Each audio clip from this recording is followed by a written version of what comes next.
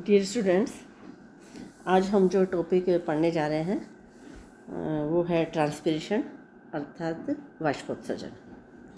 जैसा कि नाम से ही लग रहा है, वाष्पोत्सर्जन का मतलब वाष्प का उत्सर्जन। यहाँ पे वाष्पोत्सर्जन का मतलब है कि जल का वाष्प के रूप में उत्सर्जन। Most of the water absorbed by the plants is ultimately lost into the atmosphere. Only a small amount of this water, generally that is less than 5%, is utilized in plant development and metabolic processes. The loss of water in the form of vapors from the living tissues of the plant is called as transpiration. Basically, transpiration is an evaporation phenomenon, but it differs from general process of evaporation. Evaporation is the loss of water vapors from a free surface, but in case of transpiration, water passes through the epidermis with its cuticle or through the stomata. हम जानते हैं कि पादप जो होते हैं मिट्टी से यानी सोइल से जल का अवशोषण जड़ द्वारा करते हैं और अपने विभिन्न भागों तक पहुंचाते हैं, परंतु पादपों द्वारा अवशोषित जल की कुल मात्रा उनकी अपनी आवश्यकता से बहुत अधिक होती है। सामान्यतः टेरेस्ट्रियल जो प्लांट्स होते हैं उनके द्वारा अवशोषित जल का केवल 1% भाग ही उनकी मेटाबॉलिक एक्टिविटीज़ में उपयोग होता है, और शेष जल को जो ये प्लांट्स हैं अपने वायवीय भागों से यानी एरियल पार्ट से वाष्प के रूप में, वेपर्स के रूप में उड़ा देते हैं। तो हम वाष्पोत्सर्जन को इस तरह से परिभाषित कर सकते हैं कि पौधे के विभिन्न वायवीय अंगों द्वारा जल का वाष्प में निकलने की क्रिया को वाष्पोत्सर्जन कहते हैं। वाष्पोत्सर्जन मुख्य रूप से 3 प्रकार का होता है। नंबर 1 इज़ स्टोमेटल ट्रांसपिरेशन, जिसे हम रंध्रीय वाष्पोत्सर्जन कहते हैं। Number 2 is cuticular transpiration, cuticular वाष्पोत्सर्जन।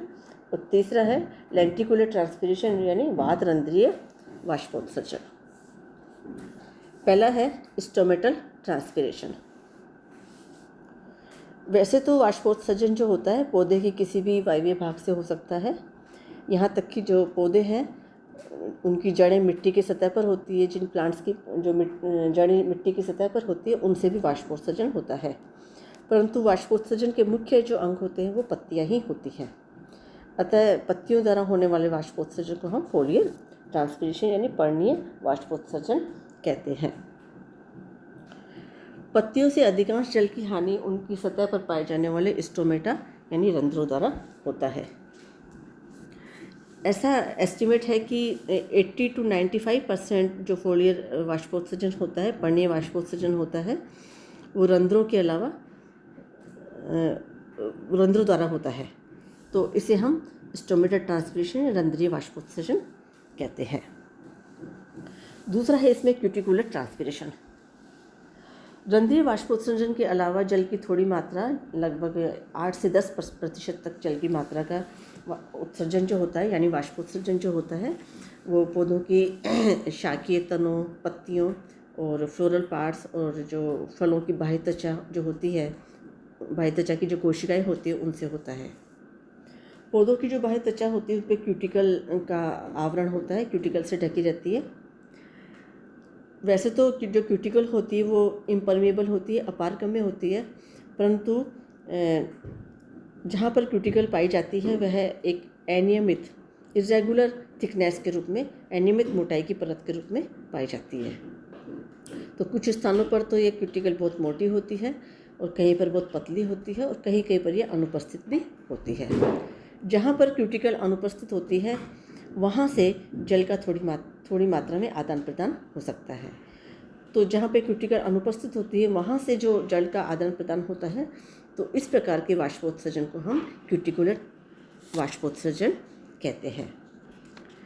टेम्परेट क्लाइमेट के जो प्लांट्स होते हैं उनमें टोटल ट्रांसपिरेशन का 5 से 10% तक जो होता है वो क्यूटिकुलर ट्रांसपिरेशन होता है, और जो ट्रॉपिकल क्लाइमेट में जो प्लांट्स पाए जाते हैं उनमें जो क्यूटिकुलर ट्रांसपिरेशन रिलेटिवली अधिक होता है।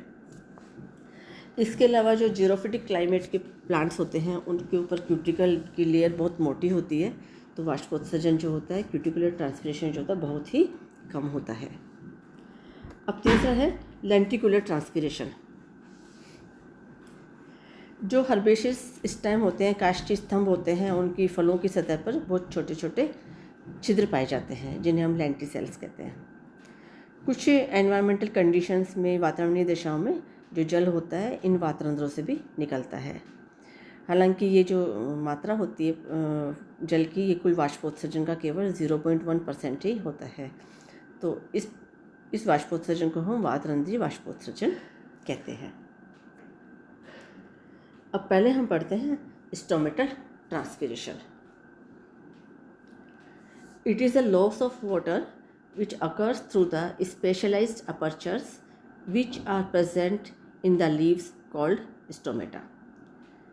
In herbaceous plants, stomata can also occur in the epidermis of green stem. It accounts for 80 to 90% of total water loss from the plant. Stomatal transpiration को समझने के लिए हमें पत्ती की संरचना और जो स्टोमेटा की जो संरचना होती है उनका ज्ञान होना बहुत आवश्यक है। उनकी संरचना हमें पता होनी चाहिए कि किस तरह की संरचना हो सकती है, जिससे हमें जो स्टोमेटल ट्रांसपीरेशन का मैकेनिज्म है या स्टोमेटल मोमेंट है उसको समझने में आसानी रहेगा। सबसे पहले हम देखते हैं कि पत्ती की आंतरिक संरचना, इंटरनल स्ट्रक्चर ऑफ लीफ। चित्र में जो दिखाई गई है एक डाइकोट लीफ है, उसकी आंतरिक संरचना है। पत्ती के ऊपर और नीचे यानी डोर्सल सरफेस और लोअर वेंट्रल सरफेस पर एपिडर्मिस पाई जाती है। एपिडर्मिस के ऊपर क्यूटिकल की एक लेयर होती है। क्यूटिकल की जो थिकनेस होती है वो एनवायरमेंटल कंडीशंस पे डिपेंड करती है। जैसे जीरोफाइट्स में क्यूटिकल की लेयर मोटी होती है, जबकि मीजोफाइट्स होते हैं उनमें अपेक्षाकृत कम मोटी होती है यानी पतली होती है। जनरली जो ऊपरी एपिडर्मिस है उसमें क्यूटिकल की जो थिकनेस होती है, जो मोटाई होती है, वो निचली त्वचा से अधिक होती है। यानी ऊपरी जो क्यूटिकल होती है उसकी थिकनेस ज़्यादा होती है निचली एपिडर्मिस की क्यूटिकल से। इसके अलावा जो जीरोफिटिक प्लांट्स होते हैं उनकी बाह्य त्वचा में जो वैक्सी लेयर भी पाई जाती है। पत्ती की जो ऊपरी और निचली एपिडर्मिस है उसके बीच में एक टिश्यू पाया जाता है जिसे हम मीजोफिल टिश्यू या पर्ण मध्योतक कहते हैं। पर्ण मध्योतक की जो कोशिकाएं होती हैं वो पतली भित्ति वाली होती हैं और पेरेन्काइमेटर सेल्स की ये बनी होती है। इनमें क्लोरोप्लास्ट पाया जाता है। जो मीजोफिल टिश्यू होता है वो भी दो भागों में विभाजित रहता है। इसमें जो अपर एपिडर्मिस की तरफ जो टिश्यू है वो पेलिसेड टिश्यू कहलाता है और लोअर एपिडर्मिस की तरफ जो टिश्यू है वो स्पॉन्जी पेरेन्काइमा कहलाता है। अपर एपिडर्मिस के जो पेलिसेड टिश्यू है उसकी जो कोशिकाएं होती है वो स्तंभाकार व डेंसली पैक्ड होती है। इसके विपरीत जो निचली स्पॉन्जी पेरेन्काइमेटर सेल्स होती हैं वो लूजली अरेंज्ड होती हैं और उनके बीच में बड़े बड़े इंटरसेलुलर स्पेसेस पाए जाते हैं जो पत्ती के अंदर जो होता है एरिएशन सिस्टम बनाते हैं। जो इंटरसेलुलर स्पेस जो नीचे की तरफ होता है और लोअर एपिडर्मिस की तरफ, तो वहाँ पे एक कैविटी बनती है जिसे हम सब स्टोमेटल चैम्बर कहते हैं। ये सब स्टोमेटल चैम्बर जो होता है ये स्टोमेटा के द्वारा जो बाहरी वातावरण से संपर्क में रहता है। जब मीजोफिल की सेल्स जो होती है वाटर सेचुरेटेड हो जाती है तो जो जल होता है वो वाष्प के रूप में मीजोफिल सेल्स से इंटरसेलुलर स्पेसेस में पहुंचता है और इन इंटरसेलुलर स्पेस और जो सब स्टोमेटल जो कैविटी होती है उसमें जो वाटर वेपर प्रेशर जो होता है वो बाहरी जो वातावरण है उससे अधिक हो जाता है, जिससे जो वाष्प जल जो है वाष्प के रूप में सब स्टोमेटल कैविटी से होता हुआ और स्टोमेटा से होता हुआ एक्सटर्नल एनवायरनमेंट में डिफ्यूज आउट हो जाता है। अब है रंध्र की संरचना। रंध्र की जो उपस्थिति होती है वो पत्ती की बाह्य त्वचा का एक मुख्य लक्षण होता है। तो रंध्र जो होता है पत्ती की एक सतह पर भी पाए जा सकते हैं और दोनों सतह पर भी पाए जा सकते हैं। सामान्यतः जो स्टोमेटा होते हैं पत्ती की केवल निचली सतह में ही होते हैं और अधिक जो होते हैं वो निचली सतह पर ही पाए जाते हैं। रंध्र की संरचना को हम ध्यान से देखें तो एक रंध्र जो होता है 2 किडनी शेप सेल्स से मिलकर बना होता है, चित्र में हमें दिखाई पड़ रहा है। इन दोनों सेल्स को, जो किडनी शेप सेल्स हैं, इन्हें हम गार्ड सेल्स कहते हैं। ये दोनों गार्ड सेल्स इस तरह से व्यवस्थित होती है कि इनके बीच में एक छोटा सा छिद्र बन जाता है, और ये जो छिद्र है इसे हम स्टोमेटल पोर या रंध्र छिद्र कहते हैं। ये जो गार्ड सेल्स होती हैं, इनकी अंदर की जो दीवारें होती है, वॉल जो होती है, जो स्टोमेटल पोर की तरफ होती है वो मोटी होती है, और बाहर की जो दीवारें होती हैं वो पतली होती है।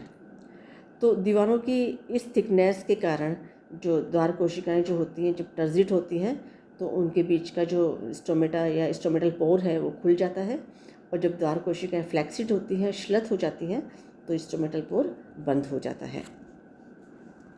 द्वार कोशिकाओं के अलावा कुछ जातियों में जो द्वार कोशिकाओं के चारों ओर कुछ अलग सेल्स पाई जाती हैं, जिन्हें हम सब्सिडरी सेल या सहायक कोशिकाएं कहते हैं। द्वार कोशिकाओं के अंदर क्लोरोप्लास्ट पाया जाता है, जबकि सब्सिडरी सेल्स और एपिडर्मल सेल्स में क्लोरोप्लास्ट नहीं पाया जाता है। तो ये है स्ट्रक्चर ऑफ स्टोमेटा। अब है कि स्टोमेटा के वितरण के आधार पर जो डिस्ट्रीब्यूशन स्टोमेटा जो लीफ के ऊपर होता है, उसके आधार पर टाइप्स ऑफ स्टोमेटा, स्टोमेटा के प्रकार।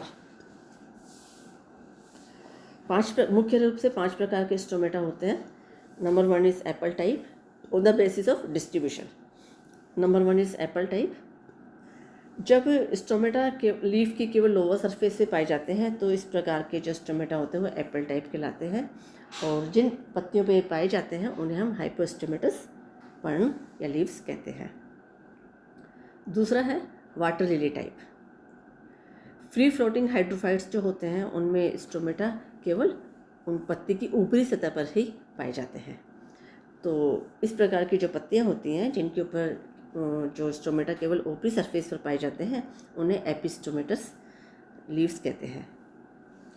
तीसरी प्रकार की जो पत्तियां होती हैं वो है पोटोमेजिटोन टाइप की पत्तियां।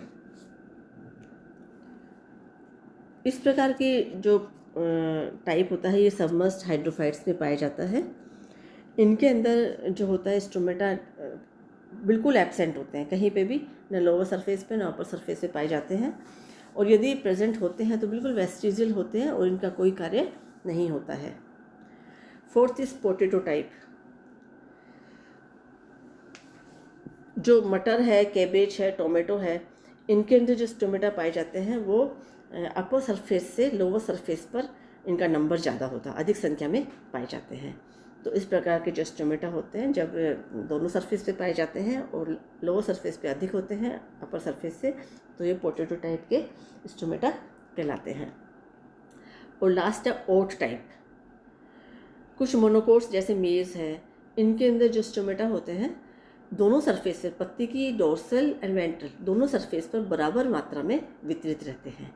तो इन पत्तियों को हम एपिस्टोमेटस पत्तियां कहते हैं, और स्टोमेटा का प्रकार कहलाता है इसमें ओट टाइप। अब है स्टोमेटल मोमेंट। जैसा कि हम जानते हैं कि जो रंध्र जो होते हैं या स्टोमेटा जो होते हैं वो द्वार कोशिकाओं के आकार में परिवर्तन से ही खुलते हैं और बंद होते हैं। द्वार कोशिकाओं के आकार में जो परिवर्तन होता है वो उनकी स्फीति से नियंत्रित होता है, टर्जिडिटी से नियंत्रित होता है। चूँकि ये कोशिकाएं जो होती हैं, द्वार कोशिकाएं, ये बाह्य त्वचीय कोशिकाओं से बहुत छोटी होती है, अतः इनमें जो टर्गर चेंजेस जो होते हैं बहुत जल्दी आते हैं। तो विभिन्न प्रकार के पौधों के अंदर विभिन्न प्रकार के स्टोमेटल मूवमेंट पाए जाते हैं, जो इस प्रकार है। पहला प्रकार है फोटो एक्टिव मोमेंट। इस प्रकार का जो स्टोमेटल मोमेंट होता है वो प्रकाश द्वारा नियंत्रित होता है।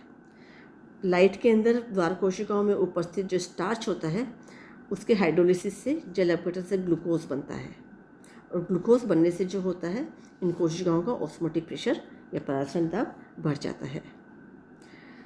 अब ये कोशिकाएं अपनी जो समीपवर्ती कोशिकाएं होती हैं उनसे जल अवशोषण करके टर्जिट हो जाती हैं, इसलिए स्टोमेटा प्रकाश की उपस्थिति में खुलते हुए रात में बंद होते हैं। दिन में खुलते हैं और रात में बंद होते हैं। दूसरा है इसके अंदर स्केटो एक्टिव, इसको हम हिंदी में कहते हैं तमो सक्रिय गति। ये ऑर्गेनिक एसिड मेटाबॉलिज्म से नियंत्रित रहते हैं। इस प्रकार की जो गति होती है वो ऑर्गेनिक एसिड मेटाबॉलिज्म यानी कार्बनिक अम्ल के उपापचय से होती है और प्राय जो सैक्युलेंट प्लांट्स होते हैं, मांसल पौधे होते हैं, उनमें पाई जाती है। इन पौधों में जो स्टोमेटा रंध्र होते हैं दिन में बंद रहते हैं, रात में खुलते हैं। चौथा है इसमें हाइड्रोएक्टिव मोमेंट या जल सक्रिय गति। रंध्रों में यह गति जो होती है ये बाह्य तच्ची कोशिकाओं में जल की मात्रा में परिवर्तन के कारण होती है। इनमें जल की मात्रा कम होने से रंध्र खुलते हैं और जल की मात्रा अधिक होने से रंध्र बंद हो जाते हैं। ऐसा जनरली दोपहर के समय होता है। और चौथा है ऑटोनोमस मोमेंट। ऑटोनोमस मोमेंट ये है यह इनमें जो गति होती है द्वार कोशिकाओं में पाई जाने वाली पीरियोडिसिटी के कारण होती है। विभिन्न प्लांट्स के अंदर ये पीरियोडिसिटी जो होती है डेली या उससे कम, जैसे 1-2 घंटे या कुछ ही मिनट की हो सकती है। साइंटिस्ट के अनुसार द्वार कोशिकाओं में ये जो पीरियोडिसिटी होती है ये ग्लूकोज स्टार्च के जो इंटर कन्वर्जन होता है उसके कारण होती है या उनमें कार्बन डाइऑक्साइड की मात्रा के परिवर्तन के कारण होती है।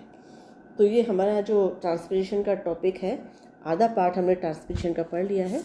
नेक्स्ट क्लास में हम पढ़ेंगे mechanism of stomatal moment and mechanism of transpiration. Thank you.